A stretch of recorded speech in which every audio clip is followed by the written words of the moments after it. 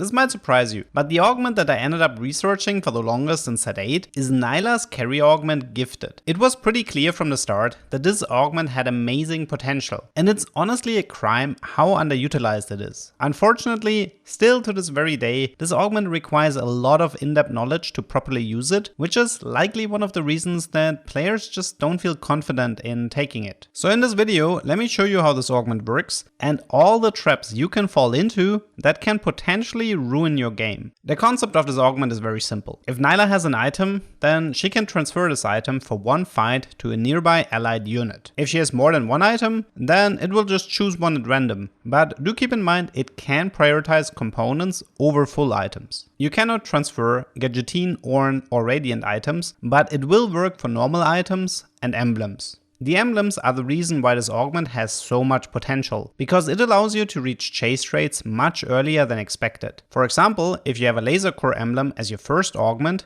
and Gifted as your second augment, all of a sudden you can find yourself with an extremely powerful laser core setup in the mid game. This is all good stuff, but not everything is as bright as it seems. For starters, if the unit with the Gifted emblem dies, then the trait will immediately reduce itself. This means if you're going for chase traits, it's crucial to protect the unit with the Gifted emblem, so you should always prioritize backline units over frontline units. Now let's talk about the single biggest issue this augment has. What happens if Nilah is confronted with an impossible scenario? For example, she can only share an Infinity emblem, but every unit on the board already has the trait. In this case, the augment will fail and she doesn't transfer anything. If you take a look at this board, you can see that the range of gifting an item is global, but this is incredibly misleading. The way Nilah works is that she will choose an adjacent unit at random. So for example, if we end up surrounding her with allied units, then she won't follow a specific pattern. And here is the crux. Even though she's capable of gifting an item over the entire board, she's incapable of skipping units with an impossible scenario. If you give her a unique item and the closest ally already has the unique item,